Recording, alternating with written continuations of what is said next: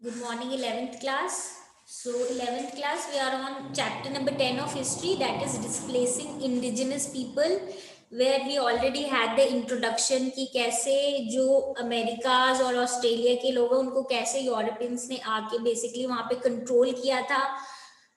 In European imperialism हमने देख लिया था डिफरेंट एरियाज में वो डिफरेंट तरीके से एरिया पे कंट्रोल करते थे. जैसे इंडिया में ईस्ट इंडिया कंपनी ने control initially just as a trading company आई थी, बट बाद में पॉलिटिकली भी उधर के जो राजा है उनको डिफीट करके पॉलिटिकल कंट्रोल भी ले लिया था. और वी ऑलरेडी नो कि अफ्रीका में कैसे कंट्रोल किया था आपस में जो एरियाज है उनको डिवाइड करके एक मीटिंग के थ्रू, and in Americas कैसे by bringing certain diseases and these kind of things. Then हम स्पेसिफिक नॉर्थ अमेरिका पे पहुंचे थे जहां पे हमने नॉर्थ अमेरिका से रिलेटेड देखा था कि ये जो हमारा प्रेजेंट मैप है जिसमें यूएस कनाडा एंड मेक्सिको है वो इनिशियली ऐसा नहीं था. स्लोली एंड ग्रेजुअली कैसे हुआ, that is what we have already seen where we saw कि people actually had different kind of view point who the natives as well as the Europeans. अलग अलग व्यू पॉइंट थे कैसे Europeans ने धीरे धीरे इनके एरिया पे कंट्रोल किया. इनिशियली एज ट्रेडर्स आए थे एंड फॉर देम एक्चुअली हमें पता है market area was very, market techniques and earning profit was very very important.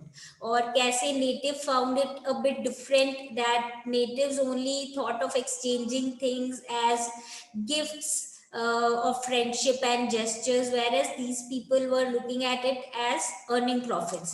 हमने ये भी कर लिया था when we were talking about this point कि इन लोगों ने जो अपने यूरोपियंस है, these were the people now who started to cut down the forest और small farms में वो generally ऐसे ही crops grow करते थे, rice and cotton, जो यूरोप में नहीं grow किए जाते थे, so that they could earn huge profit by selling them. Okay.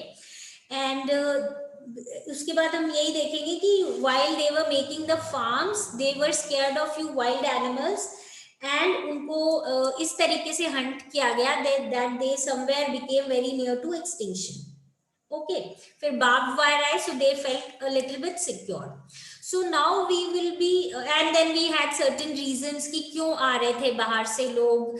किसी को जैसे यंगर सन्स है उनके पास प्रॉपर्टी नहीं थी, या पोलैंड वाले लोग सोच रहे थे ऑलमोस्ट सेम एरिया है जैसे प्रेरी ग्रासलैंड पोलैंड में होता है वैसे स्टेपीज यहाँ पे है, but they can obviously own a very large piece of land. So that is what was happening around this time in north America. Okay.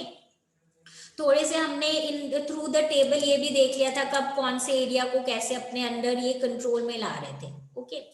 अब we move on to our next topic which is where we will talk about slavery, how it was introduce, what was the reason behind it and then what happened after that. ठीक है.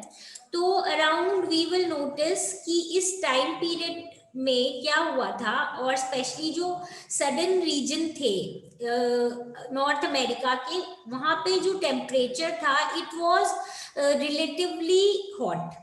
अब और जो यूरोपियंस थे उनके लिए it was you can say comparatively difficult to work in these areas.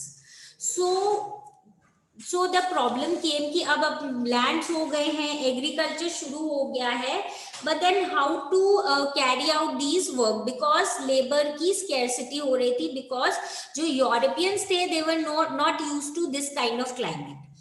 अब क्या हुआ कि इन्होंने ये भी नोटिस कर लिया था कि पहले जब साउथ अमेरिका में भी कॉलोनीज में ऐसे किया गया था तो जो नेटिव्स को भी बेसिकली अगर एनस्लेव कर लिया गया तो they also died in large numbers, because ये लोग वर्क भी बहुत करवाते थे and then the situation was also not that favourable.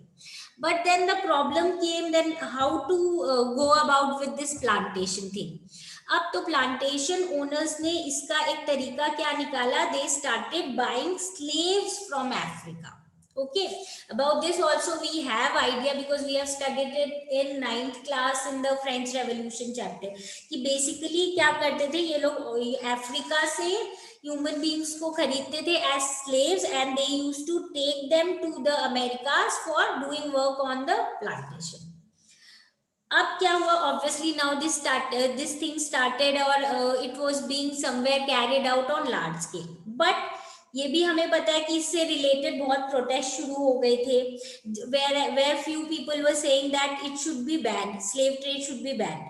तो after lot of efforts we study कि बैन हो भी गया था, बट बैन हो गया इसका मतलब और स्लेव ट्रेड नहीं होगा, बट और स्लेव ट्रेड नहीं होगा, पर जो इनिशियली स्लेव्स थे उनका क्या होगा? जो थे स्लेव्स वो स्लेव्स ही रहे, और उनके चिल्ड्रन भी जो है they were also being considered as slaves only. Okay, so ऐसे जो स्लेव या स्लेवरी जो है it was still existent in America. Okay, तो इसी को थोड़ा और डिटेल में देखते हैं। जो नॉर्दर्न स्टेट्स ऑफ यूएसए है, वेयर बेसिकली इकोनॉमी जो did not depend on plantation, obviously ये यहाँ पे क्या प्लांटेशन पे ज्यादा डिपेंडेंट नहीं था, काम जो लाइवलीहुड थी मेनली प्लांटेशन नहीं थी, तो ऑब्वियसली इसीलिए ये लोग स्लेवरी पे भी ज्यादा डिपेंडेंट नहीं थे। सो दीज पीपल सेड कि slavery should be put, there should be end to slavery, slavery जो है नहीं होनी चाहिए। तो बिकॉज दे कंडेम कि this is something that is very inhuman practice है, टॉर्चरस प्रैक्टिस है, human beings are not treated in a good manner, they are just treated as things which are bought and sold, and obviously their condition is not good. तो इसीलिए वो बोल रहे थे कि इसको एंड करना चाहिए, ठीक है। इसी से रिलेटेड फिर 1861-65 के अराउंड क्या हुआ था, there was even a war between the states that wanted to retain slavery and those who were saying that it should be abolished. as simple as that, जो नॉर्थ वाले थे जो प्लांटेशन पे डिपेंड नहीं करते थे वो बोल रहे थे स्लेवरी को हटाओ, और जो सदर्न एरियाज वाले थे जो स्लेवरी पे जिनकी पूरी इकोनॉमी सब कुछ डिपेंड करता है, these were the people who were saying no that we don't want to abolish it. Obviously जीता कौन? The latter. कौन से वाले? That means the people who are saying that it should be abolished. Now though slavery was abolished in papers, but actually में कब कोई भी चीज अबॉलिश होती है? When the people actually start practicing it. तो अबॉलिश तो हो गई थी, but then basically 20th century में ही हम देखेंगे कि जो अफ्रीकन अमेरिकन है, now they were able to win the battle for civil rights, यानी समवॉट इक्वालिटी से रिलेटेड। देन सेग्रीगेशन जो होता था, दैट मीन्स हर चीज सेपरेट होती थी for the whites and the non whites. जैसे हमने आई थिंक 9th क्लास में अपार्थाइड के बारे में पढ़ा था in one of the constitutional related chapter. So that means वो जो सेग्रीगेशन होता है कि वाइट्स के लिए सारी समवॉट अच्छी वाली चीजें हैं, good lands and everything, whereas जो नॉन वाइट्स है they were not treated in a good manner. ये जो चीज थी it still existed even after slavery was abolished.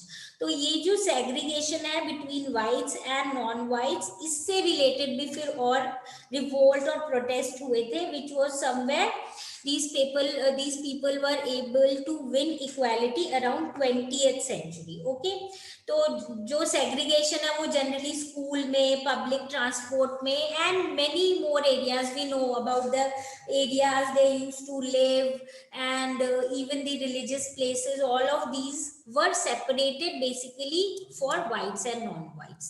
ठीक है, ये तो हो गया अबाउट स्लेवरी की स्लेवरी स्टार्ट क्यों हुई, क्योंकि इनिशियली उनको लगा कि यूरोपियन जो है वो एक्चुअली में सस्टेन नहीं कर पा रहे थे ऐसे टेम्परेचर में, इसीलिए अफ्रीका से लाना जरूरी हो गया।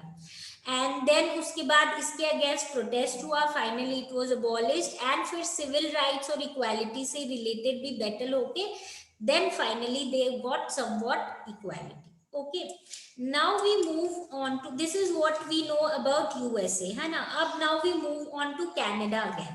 If you remember when in our previous class I was talking about this table about Canada, तो I told you कि हम कनाडा की अलग से पढ़ेंगे history, where we'll be able to understand again कि कनाडा के ऊपर कैसे कंट्रोल किया था and what was the reason behind basically taking control over it. अगर हम कनाडा की गवर्नमेंट की बात करें, so they had one more problem. उनकी क्या प्रॉब्लम थी? उनकी बेसिकली यहाँ पे प्रॉब्लम ये थी कि there were two European powers who were fighting over it somewhere. okay, so जो Canadian government है, they had a problem which was somewhere more important than even talking about the natives. वो क्या थी? In 1763 Canada जो है, it was basically won by British after a war with France. That means France and Britain ने Canada के लिए war किया, जिसमें कौन जीत गया? ब्रिटिश. Now, French settlers, अब though they were defeated, but then they repeatedly demanded कि अब इसको ना autonomous political status दो. That means इसको एक individual area जैसे recognize किया जाना चाहिए. And it was only in 1867 that this problem was basically solved by organizing Canada as a confederation of autonomous states. यानी इसको finally somewhere क्या किया? इसको 1867 में कॉन्फेडरेशन ऑफ ऑटोनॉमस स्टेट्स के फॉर्म में बेसिकली रिकग्नाइज कर लिया गया. Okay, now if we come back to the table that we were doing in a previous period, जिसमें हमने यूएस के बारे में बात कर लिया था कि ल्यूजियाना परचेज हुआ था, फिर किस तरीके से native in USA move to reserves and all these things. इसी तरीके से if we talk about Canada, then we can see this table on page number 219. और अगर इससे पहले का भी हम देखना चाहें, where we even discussed about the if you remember Quebec के बारे में बात किया था, which is actually part of Canada itself. तो अगर हम देखें on your page number 219, if you check the table, then you will see कि 701 में क्या हुआ था? French treaty was signed with the natives of Quebec. ठीक है.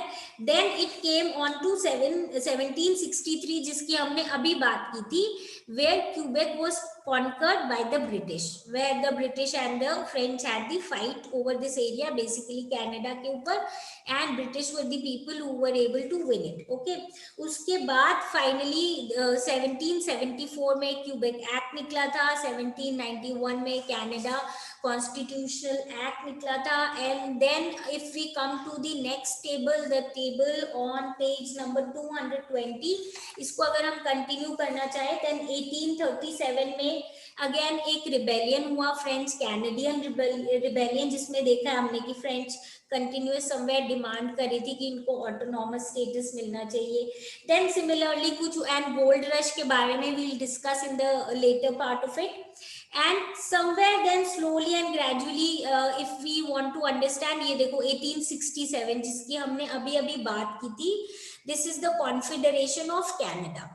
ठीक है. एंड इसमें से finally this was the, you can say somewhere this was recognised as, और जो उनका एम था समवेयर इट वाज फुलफिल्ड.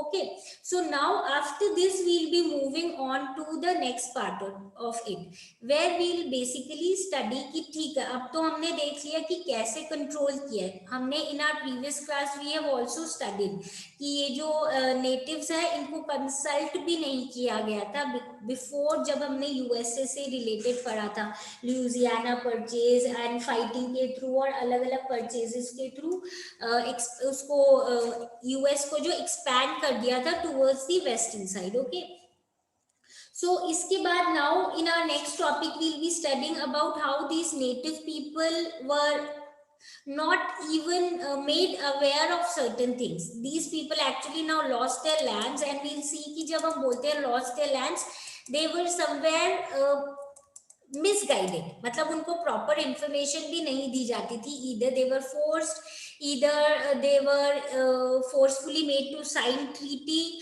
और सेल देयर लैंड्स, और प्राइस जो उनको दिए जाते थे वो बहुत कम थे. बहुत बार गलत इंफॉर्मेशन भी दी जाती थी.